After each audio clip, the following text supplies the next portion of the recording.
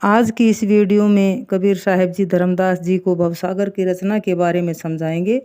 जैसा कि आप सभी जानते हैं कि कबीर नॉलेज चैनल पर अनुराग सागर का एक पार्ट डेली डाला जाता है और इस ग्रंथ को सुनने मात्र से मनुष्य अपना मोक्ष का रास्ता साफ कर सकता है। अनुराग सागर कबीर साहब जी का एक विशेष ग्रंथ है। इसको अवश्य सुने और अपने जीवन में उतारने का कष्ट करें। तो आगे सुने। ते ही पीछे ऐसा भोले का, धर्मदास तुम करो विवेका, अग्नि पवन जल मही आकाशा, कूरम उद्धरते भयो प्रकाशा, पांचों अंश ताही सनलीना, गुण तीनों सीसन सोदीना, यह विधि भय ततव गुण तीनों, धर्म राय तब रचना किनो। सतगुरु कबीर साहब जी कहते हैं कि हे धर्मदास, तुम विवेक विचार करो। इसका पीछे ऐसा उल्लेख हो चुका है कि अग्नि पवन जल पृथ्वी और प्रकाश कुरम के उदर से प्रकट हुए। उसके उदर से ये पांचों अंश लिए तथा उसके तीनों सिर काटने से तीनों गुण सत रज और तम प्राप्त हुए। इस प्रकार पांचों तत्व और तीनों गुणों के प्राप्त होने पर तब निरंजन ने सृष्टि की रचना की। सतगुरु कबीर वचन धर्मदास प्रति, गुण तत्सम कर देवी ही, आपन अंश उत्पन्न कीन्या, पांच तत्व गुण तीनों दिन्या, यह विधि जग की रचना कीन्या। सतगुरु कबीर साहब जी कहते हैं कि हे धर्मदास, परस्पर रति प्रसंग में निरंजन ने अष्टांगी देवी को गुण एवं तत्व समान करके दिए, अपने अंश उत्पन्न किए। पांच तत्व और तीन गुण को इस प्रकार देने से उसने संसार की रचना की। प्रथम बूंद ते ब्रह्मा भयऊ, रज गुण तत्व ते ही दयऊ, दूजो बूंद विष्णु जो भयऊ, सतगुण पंच तत्व नित पयऊ, तीजे बूंद रुत्तर उत्पाने, तम गुण पंच तत्व देहि साने।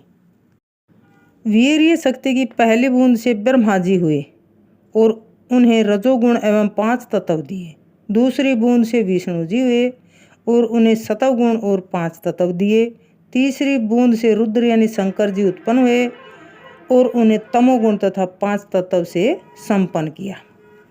पंच तत्व गुण खमीरा, तीनों जन को रचो शरीरा, ताते फिरी फिरी परलय होई, आदि भेद जाने नहीं कोई। पांच तत्व और तीन गुण के मिश्रण से तीन जन ब्रह्मा विष्णु और महेश के शरीर की रचना हुई। इसी प्रकार सब जीवों के शरीर की रचना भी हुई। उससे ये पांच तत्व और तीन गुण परिवर्तनशील एवं विकारी होने से बार बार सर्जन प्रलय यानी जन्म मरण होता है।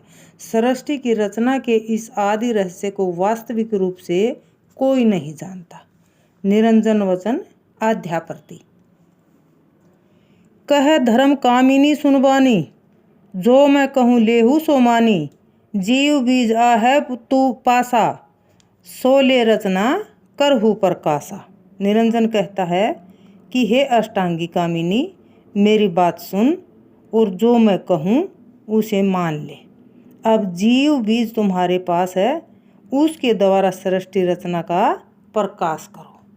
कहे निरंजन पुनि सुनु रानी, इब कसकर हो आदि भवानी, त्रय सुत सौंपते ही कह दीन्या, अब हम पुरुष सेव चितलिन्या, राज करहु तुम लेती हु बारा, भेद न कहियो काहू हमारा। निरंजन पुनः कहते हैं कि हे रानी सुन, अब मैं कैसे क्या करूं। आदि भवानी यानी ब्रह्मा विष्णु और महेश तीनों पुत्र तुमको सौंप दिए हैं। अब मैंने तो अपना मन सत्य पुरुष की सेवा भक्ति में लगा दिया है। तुम इन तीनों बालकों को लेकर राज करो, परंतु मेरा भेद किसी से न कहना। मोर दृष्ट सतु नहीं पे हैं, जो मुहि खोजत जन्म सिरे हैं, ऐसो मत दिडे हो जानी, पुरुष भेद नहीं पाव प्राणी, तरह सुत जब ही हो ही बुद्धिवाना, सिंधु मंथन दे पठहु निदाना। मेरा दर्शन ये तीनों पुत्र नहीं कर सकेंगे, चाहे मुझे खोजते खोजते अपना जन्म क्यों न समाप्त कर दें। सोच समझकर सब लोगों को ऐसा मत सुदृढ़ कराना कि जिससे सत्पुरुष का भेद कोई प्राणी न पाए।